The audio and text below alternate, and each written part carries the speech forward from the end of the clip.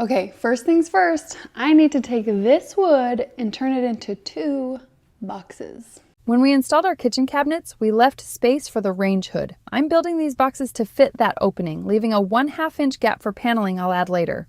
Quick tip, start the screws while the boards are flat, then set them in place and finish driving them in.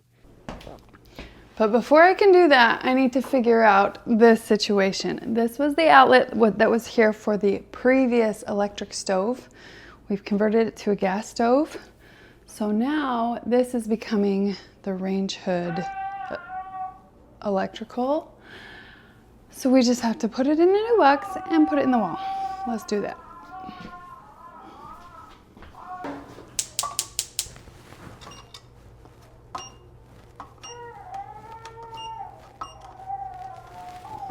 Says there's no power to it. Let's hope that it's true.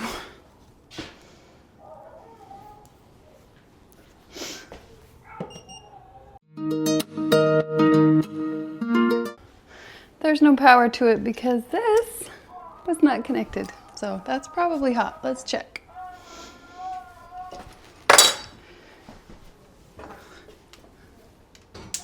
Ooh.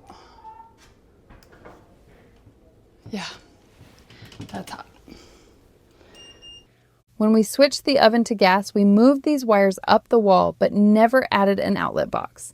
Electrical wires always need to be enclosed in a box, so I'm cutting a hole just big enough for the outlet box. When you buy electrical boxes, you'll see labels like old work and new work. Because this wall is already drywalled, we're using an old work box. It attaches right to the drywall. I just need to cut a hole the right size using my multi-tool. This tool is second only to my drill for how often it gets used.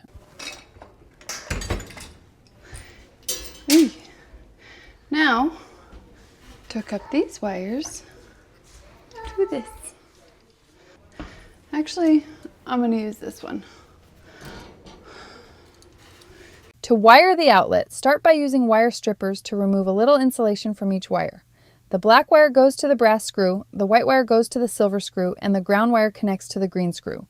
Wrap the bare wire around the correct screw, tighten it down, tuck the wires into the box, then finally screw the outlet into place.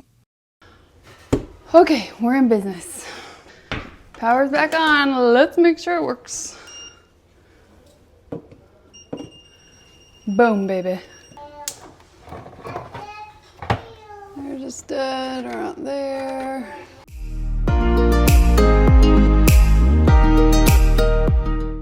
Okay, I'm gonna add these ledger boards and we're gonna screw them into the studs, which I've marked, with 3-inch screws. The hood is not gonna be that heavy, but we're gonna make sure it's in real good.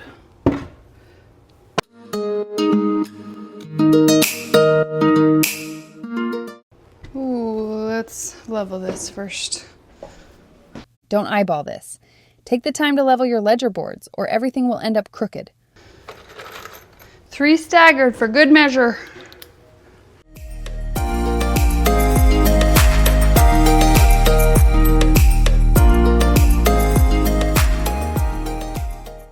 Once both boards are up, I can attach the boxes I built earlier, and again, it's much easier to start the screws while everything is lying flat, then set it in place and finish driving the screws to secure it to the ledger board.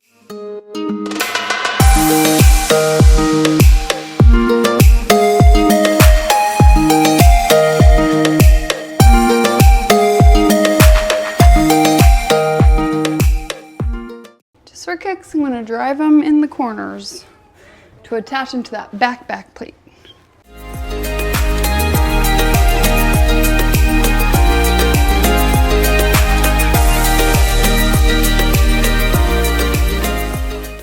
Okay, so here's the scoop.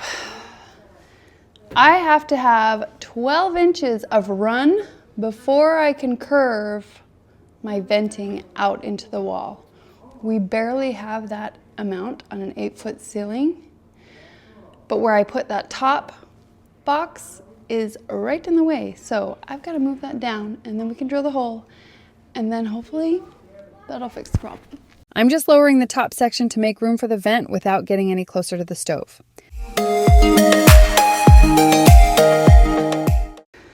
Just for good measure, I'm gonna put 2 diagonal pieces right here, just for funsies. That is girl math. That's how you find angles. Got them. I used my miter saw to cut these pieces of 2x4 boards at the angle I marked so they'd fit as a support brace between the 2 boxes. Now I'm attaching them to my frame by driving screws in at an angle to keep everything nice and tight.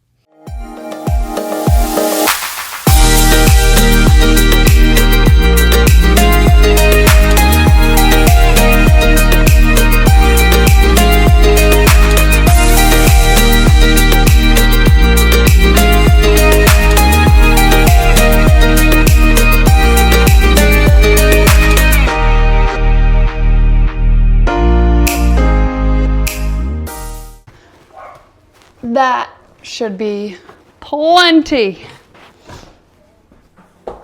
Okay, so in order to keep going on this thing, we have got to figure out where we're going to vent all of the air out of the house.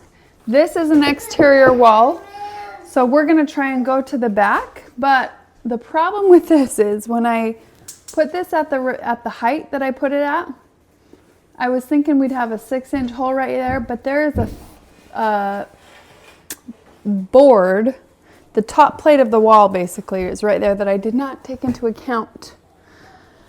So I either have to remove this whole thing and move it down, which would move this down, or take it apart.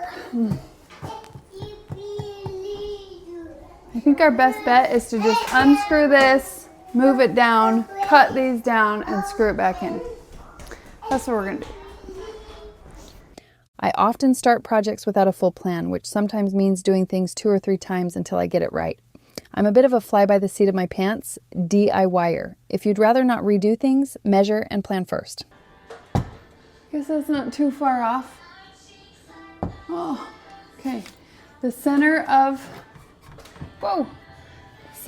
is right here on this line, and that's where my vent is going to be. There is a stud right here, so if I drill right in the center, it's going to overlap the stud just a little bit, so it means I'm going to have to turn my vent just a hair. See if this does it.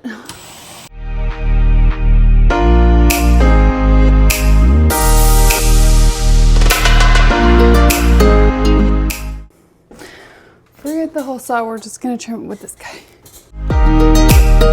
Now that I've figured out exactly where my vent is going, I can reattach this top section. 3rd time's a charm, right? I don't want to move the lower section any closer to the stove, so I cut down both of my angle brace pieces shorter, and I'm reattaching them as well. Okay, now it's time to actually install, at least temporarily, the range hood, because we need to get it vented out and we need to know where to do that. I love this hood insert. We had it in our last house, and I loved it so much that I bought the same one again for this house. Okay. The instructions said to disconnect this, so that's what I did. Whatever hood insert you choose, just follow the instructions for attaching the vent. In my opinion, it's worth the extra time and effort over going the ductless route. Oh, let's plug this bad boy in first. Depending on where your outlet is, it might be hard to plug the hood in after installation, so don't forget that step before you lift it into place. This job would definitely be easier with 2 people, but I didn't want to wait for my husband to get home from work, so I just went for it. With a little lifting, the insert slides right into the frame I built. Then I use screws and my drill to secure it to the frame. Once that's done, I reattach the control panel following the directions that came with my hood insert.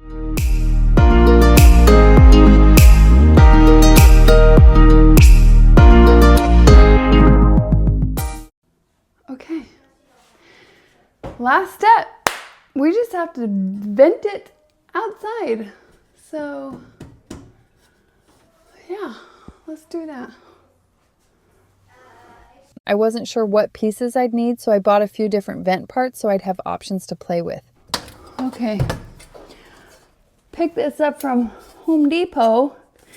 This is an adjustable vent, so you can turn these little guys to determine how much you want it to curve.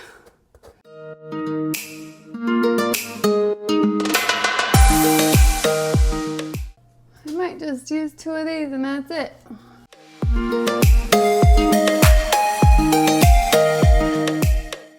I think that's all we need. I'm just gonna go ahead and cut a hole in the exterior wall. Okay, there's nothing. Hopefully I'm not making a big expensive mistake. I don't need to drill all the way through. Once I see light, I've gone far enough. Now I'm gonna go get a ladder and finish it from the outside, but look at that. We have a big fat hole. You know what people always forget to record when they're doing this? Carrying the ladder and all of the other work that goes into just setting up and getting ready to do the work. It's probably hard to see from this angle, but I can see where I started the hole from the inside. Now I'm finishing it from the outside using a hole saw attachment on my drill.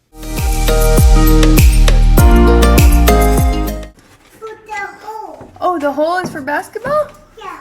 Nope. Not quite. The hole is for the fan. There we go, we're in business! Be sure to seal the gap around the vent pipe with expanding foam to keep out bugs, rodents, and cold air. We've got some kids in the background.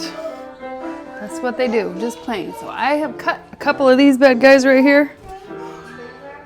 And we are going to now enclose this thing.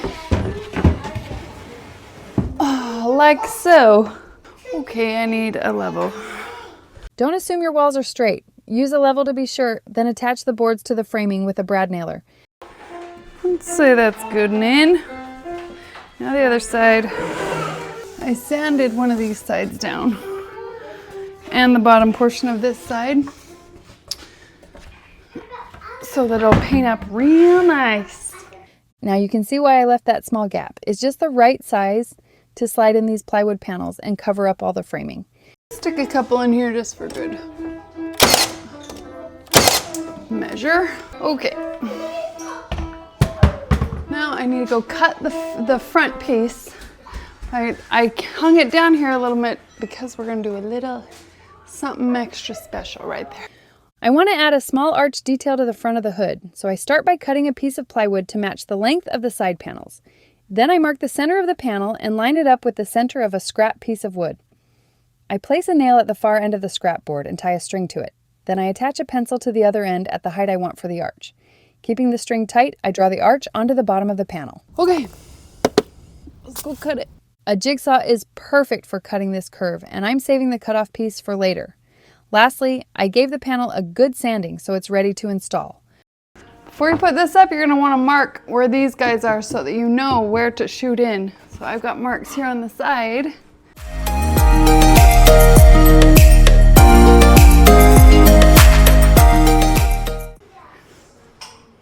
So pretty. Pretty, but plain.